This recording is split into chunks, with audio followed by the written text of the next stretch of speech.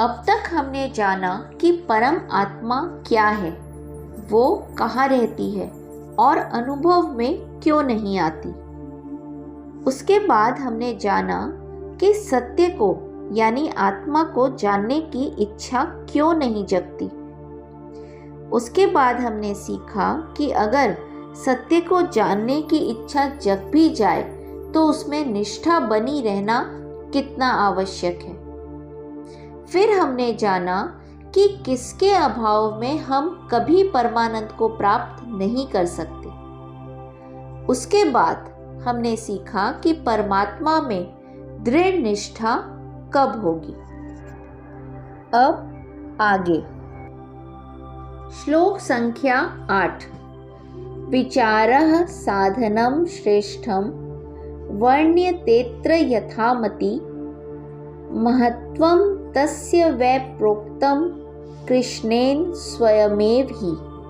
विचारः यानी विचार, शोध, साधनं श्रेष्ठम सर्वोत्तम साधन, वर्ण्यते अत्र यहाँ व्याख्यायित किया जा रहा है, यथामति यानी अपनी बुद्धि के अनुसार, महत्वम यानी महिमा, महत्ता, तस्य वै केवल उसकी ही, प्रोक्तम यानी कहा गया था, कृष्णेन भगवान श्री कृष्ण के द्वारा, स्वयं एव ही उनके ही द्वारा, सचमुच।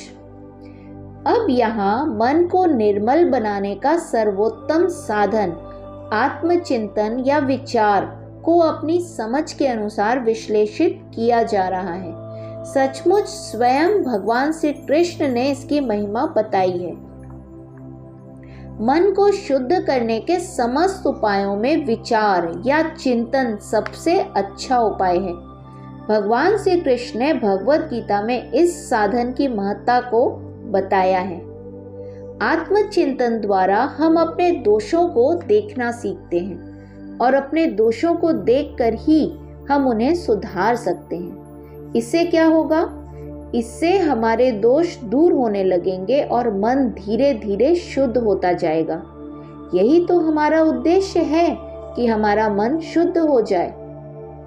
रोज रात को सोने से पहले अगर 10-15 मिनट आप आत्मचिंतन करेंगे, या ऐसा करिए कि आप अपने पूरे दिन जो भी अच्छा बुरा किया उसका चिंतन कीजिए, स्मरण कीजिए और ढूंढिए स्वयं के दोषों को और प्रयास कीजिए कि इसकी पुनरावृत्ति आगे न हो। ऐसा करने से आप खुद में बदलाव महसूस करने लगेंगे और ये आपको खुद भी अच्छा फील करवाएगा। श्लोक संख्या 9। न हि ज्ञानेन सदृशं पवित्रमिह विद्यते बहवो ज्ञान तपसा पूता मद भाव मागताः। न ही यानी निश्चित रूप से नहीं, ज्ञानेन ज्ञान युक्त, सदृशम तुल्य, पवित्रम शुद्ध करने वाला, यह विद्यते यहाँ है, बहवः अनेक, ज्ञान तपसा ज्ञान की तपस्या द्वारा, पूताः पवित्र या निर्मल हुए हैं, मदभावम आगताः मुझको प्राप्त किया है। गीता में भगवान कहते हैं कि ज्ञान के समान पवित्र करने वाला यहाँ और कुछ नहीं है और ज्ञान की तपस्या से पवित्र होकर अनेकानेक व्यक्तियों ने मुझे पाया है, अर्थात भगवान को पाया है। भगवान श्री कृष्ण ने गीता में पहले कहा है, हे पार्थ, सारे कर्मों की अंतिम परिणति ज्ञान में होती है। शास्त्रों में अन्य कई श्लोक हैं जो चिंतन और ज्ञान के मार्ग की महत्ता को बतलाते हैं। जहाँ साधना के अन्य उपाय मन को शुद्ध करते हैं और अहम को नियंत्रित करते हैं, वहाँ ज्ञान अहम के कारण का ही निवारण करता है, अर्थात उस अज्ञान को दूर करता है जो हमारे वास्तविक सच्चिदानंद स्वरूप को आवृत किए हुए है।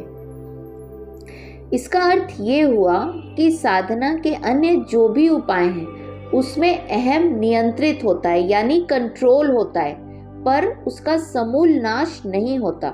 लेकिन ज्ञान ऐसा उपाय है जिसके द्वारा हमारा अहंकार का समूल नाश हो जाता है। और अहंकार का नाश होने का अर्थ ही है कि तब हमारे मन की सारी वासनाएं, कामनाएं सब खत्म और मन पूर्णतः शुद्ध हो जाता है।